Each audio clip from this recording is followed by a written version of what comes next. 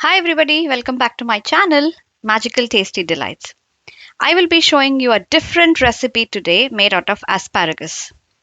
Now, before I tell what asparagus is, you could also do a lot of other dishes out of this, which I'll tell in a few minutes. So, I'm just going to show you the ingredients that's needed for chutney today. This is called asparagus. Most of you may have seen it, used it in your stir fries and salads. It can be eaten raw as well. But I'm going to make it a bit Indian style chutney today. Let's get started. So this is called shatavari in India. For those of you who are not familiar with it, it's a root typed vegetable. It is very healthy, specifically for women health. It helps in balancing all the hormonals.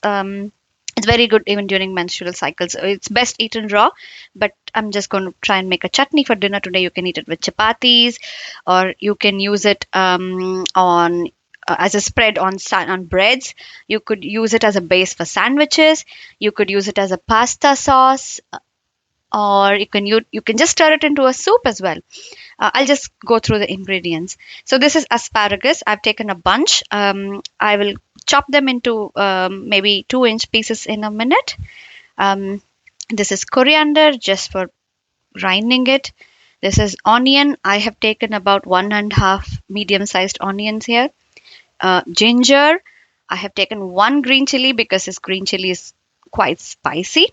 You could also replace it with red chili if you choose to, but I prefer green chili for this recipe to retain its color.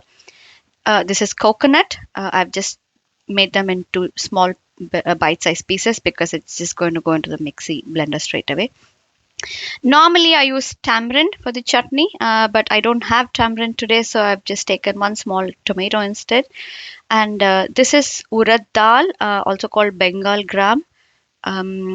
This is again optional. You could skip it if you choose to. Both coconut and Bengal grams are thickening agents for the chutney, which would otherwise turn into a bit mushy. If you prefer to leave it mushy, you could skip coconut and urad dal. You could skip onion as well if you choose to. I am not a garlic person. I am not a big fan, so I skip garlic in my recipes, but you could choose to add it. Apart from these, during blending, we'll need a pinch of salt or salt to taste. I'll just chop these and come back. Okay, so I have chopped the asparagus and also the tomatoes. I'm just going to heat up a pan, a small kadai. You could use anything of your choice. I am using sesame oil here for today's recipe, but you could use any oil of your choice. I'm just going to pour in some sesame oil.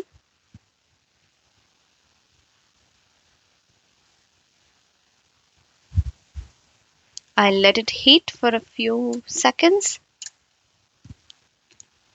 So I've just put a pan here and I've let the oil heat.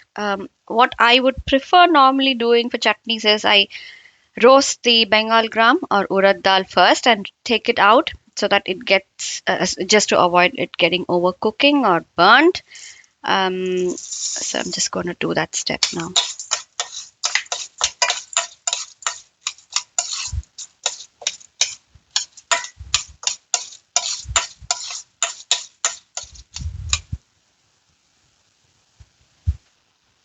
I've just removed the urad dal and I'm going to pour in the next ingredients in the oil. So I've just added some green chilies. You could slit it if you want. I have put the whole one. I'm going to put in some onions.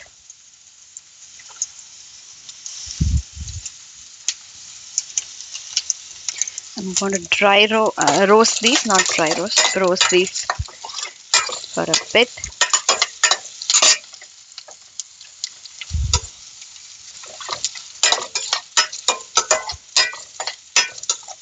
You could use as much or as less chili you would like based on your spice levels. While this is cooking, an interesting fact about asparagus is it takes about 4 years to grow one asparagus shoot. So it's quite a unique vegetable, if I can call it so. It tastes like raw peanuts, but it's extremely healthy. I'm going to add in the asparagus now and I'm going to fry it. I've not added too much oil. I don't like too much oil in food, so you can adjust it based on your normal cooking.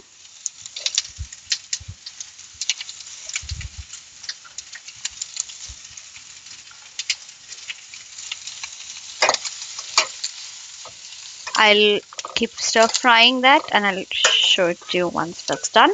I'm also going to add in some tomatoes together.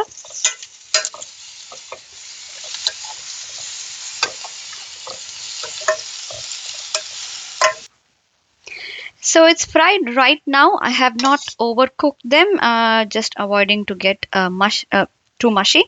And it is okay even if it's half cooked because it can be eaten as a raw vegetable too. It need not be full cooked.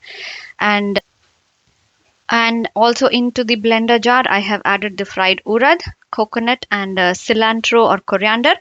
It is at this stage you should add your tamarind if you have. Now, because I don't have it, I have fried tomato along with the mixture. Um, what I would also do at this point in time is add the salt that's needed for chutney as per taste. I normally use the Himalayan pink salt. I don't use the regular white salt.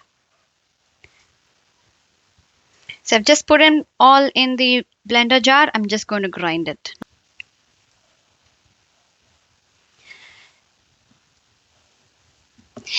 So here it is, the asparagus chutney. We are eating it with chapati or roti tonight.